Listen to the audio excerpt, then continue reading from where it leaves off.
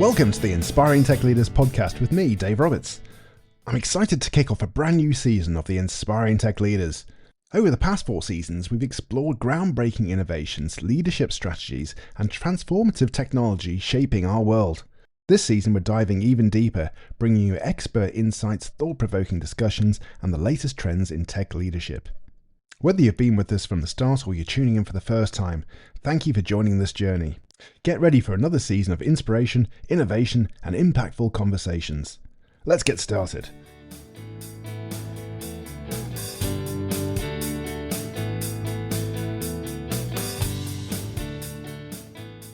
A few weeks ago, I released an episode of the podcast focused on the release of Manus, a new general AI agent that has been making headlines across the world.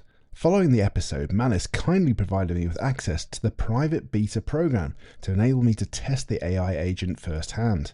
In today's episode, I'm going to share with you my first impressions and experience of using Manus and how it compares with other similar AI platforms. I'll be exploring its strengths, weaknesses, and whether it truly represents the next leap in AI-driven productivity. But let's do a quick recap on what Manus AI actually is. Manus isn't just a conventional tool, it is an autonomous AI agent that can break down complex tasks, navigate the web, and even execute projects with minimal human input. It's been developed by Butterfly Effect, a Wuhan-based startup, and it claims to be the world's first true general AI agent. Unlike AI chatbots that rely on single large language models, Manus integrates multiple AI models along with a network of autonomous agents that collaborate to complete tasks. But what does that mean in practical terms? Essentially, Manus isn't just an advanced chatbot, it is designed to take action, break down tasks, and execute them autonomously. Imagine working with a highly intelligent, self-sufficient intern who can research, plan, and even perform web-based tasks on your behalf. However, access to Manus has been extremely limited. It is thought that fewer than 1% of those on the waitlist have received an invite code. Thanks to the team at Manus, I've been one of those lucky enough to test it out. So, what does it look like and how do you get started? Once you enter an invite code, you are directed to a landing page that looks quite similar to ChatGPT or DeepSeek, with past conversations on the left and a central window for interaction. The clean, minimalist interface gives it a professional feel. One unique feature is Manus's computer, a window that lets you see the AI's thought process in real time, which is super cool. You can even intervene and adjust its approach, making the experience much more transparent than any other AI tools that I've tested. I started off asking Manus to conduct a review of the Inspiring Tech Leaders podcast and the PriceRoberts.com website. It provided a very detailed report outlining how I could optimize my website and improve SEO, along with a strategy and roadmap to follow. The recommendations also provided snippets of actual code to use. Implementing the recommendations from the report, I was able to upscale the SEO on my webpage from a B+ to an A+ for on-page SEO rating. I was also able to follow recommendations to improve the site performance from being graded as an F to now being B+. It was very impressive to make such a significant difference so quickly. What I found out though is that I quickly reached my daily maximum usage allowance, so I needed to think more carefully about the types of questions or tasks I asked Manus to complete. When my daily quota was reset, I could continue with the testing. I had Manus create a PowerPoint slide deck on the topic of secure by design principles, something that I've been spending time working on recently, so I was curious to see what it would produce. The result was a comprehensive slide deck outlining the core principles with appropriate images and meeting notes including references, all packaged up as a downloadable and ready-to-go PPT file. Similar results were achieved with other requests in downloadable Word and Excel formats, which is really convenient and saved my editing time. Overall, Manus performed well with these types of tasks and would refine its approach like a human assistant would when given feedback. I found you needed to be careful with the words you use with Manus. When using tools like ChatGPT, I find you need to ask for a detailed response to a particular question to get the level of detail required. I used the same prompt command with Manus and managed to burn through my daily quota on one question, which then failed to deliver any results. Even though I found that frustrating, I did accept that I needed to be more careful crafting my prompts. Manus feels like it's a more thorough tool than any other AI platforms that I've used. It doesn't provide quick results. It spends time gathering information from various sources, comparing and compiling. Using ChatGPT or Copilot, you get an answer output quickly, whereas Manus feels like it is actually researching and analysing before it provides you with your end result. This enables you to get on with other tasks in your day while Manus works as your assistant in the background. There were times when I would set Manus a task and then go make a coffee or take a shower, but the results feel like it was worth the wait.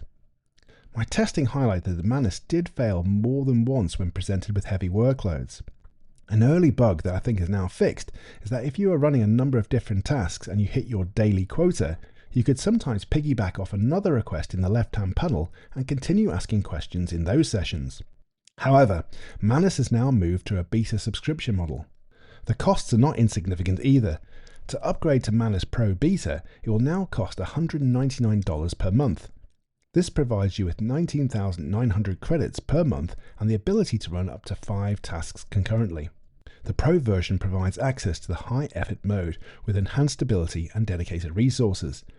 It will enable you to extend context length and also provide priority access during peak hours. There is also a Manus starter package available at a more reasonable $39 per month.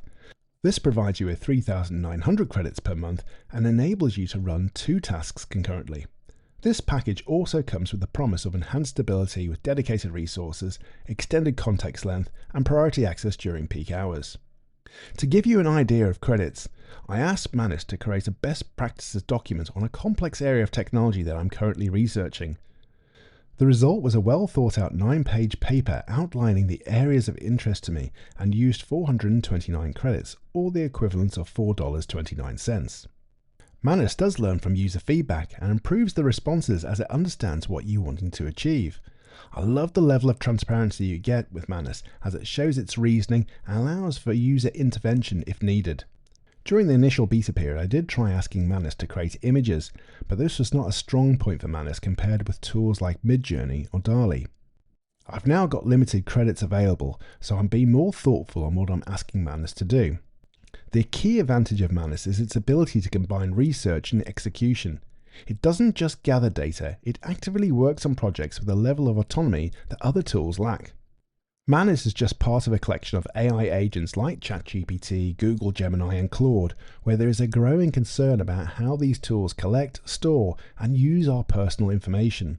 Manus, along with every major AI agent, retains data using long-term memory to profile users over time. It remembers what you like, how you think, and how you work. This might sound useful, but it's also a form of deep behavioral tracking. We still don't have public detail on where data is being stored and who might have access to it. Your data could be used for internal training, sold to partners, or handed over to governments.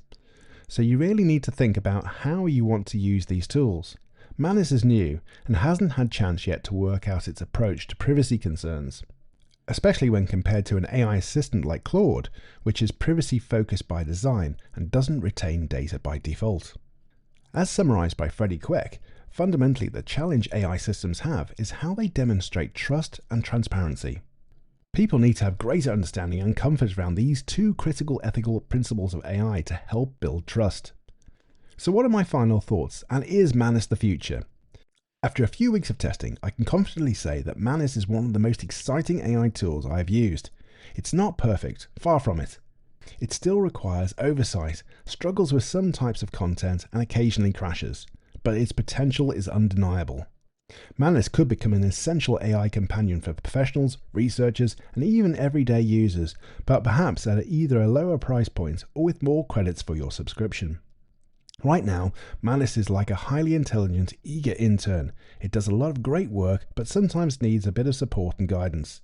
Whether it can evolve into a true AI assistant that handles complex tasks without intervention remains to be seen. Well, that's all for today's episode, but what do you think? Is Manus the next big step for autonomous agents? Let me know your thoughts. If you've enjoyed this episode of the Inspiring Tech Leaders podcast, don't forget to subscribe and leave a review. Thanks again for listening, and until next time, stay curious, stay connected, and keep pushing the boundaries of what's possible in tech.